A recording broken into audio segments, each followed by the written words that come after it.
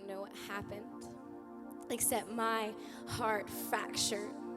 And as the pieces fell to the floor, they resounded with the echo of surrender. A never undoable, undoing, and unremovable I do, forever etched on this black and blue heart of mine. There was a voice of many waters rushing over me as the unholy sediment of my soul was eroded by your holy calling, and I was laid open. The now tender flesh of my heart quaked amidst the fire and the shaking. This breaking, well, it broke me to the core as I wondered how much you would take. But when you said, all or nothing, I whispered, take the rest of me. I can't go back to the beginning. There's no living that way anymore.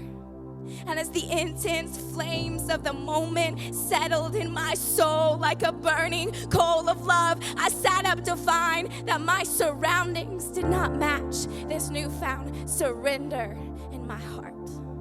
I realized the cage I had been living in, a beautifully crafted house built on religiosity with frames of pride on every side and a roof that was supposed to assuage my fears, but it really just kept them alive.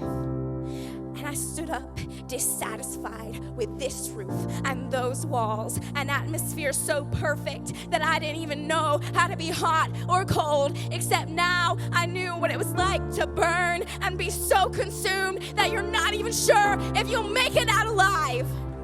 And the beautiful mystery of this fire, the blessed assurance of his plan, is that you don't make it out alive. In fact, you must die and be revived, and the life you now live, you live in Jesus Christ. And as I danced and whirled around that room, as the oil of praise exploded the coal in my core, I knew that this box of timidity around me would never be big enough anymore, because if this was living, if these hopes and dreams and commands and promises needed room, then my goodness, I'll take the roof off if I have to. So let me not be content to be content with anything less than him and the scripture which has been encrypted within me, completely ruining my motives and plans. Because if he could come and find me in the middle of my complacency, in this place of busyness run by a person of unclean lips, then how could I hide here any longer, having tasted the life outside of myself,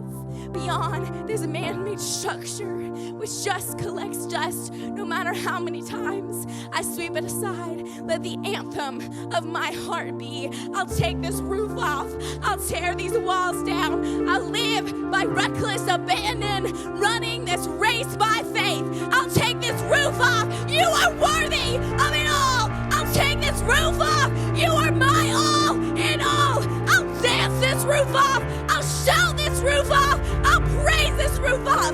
There is nothing that will stand between you and me, God of glory and Lord of praise. My heart cannot be contained. You are my only hope.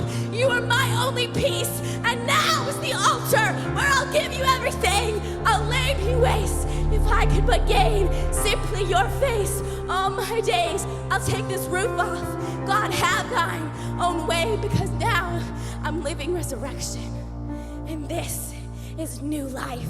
It's the insurrection against darkness and strife. There's something new coming, and it will not be put to sleep with cheap anesthesia or buried in the deep. There's a people rising up who disrupt the coldness of religion and the superficiality of worldly love. We're a people crying out, we'll take this roof off. God, have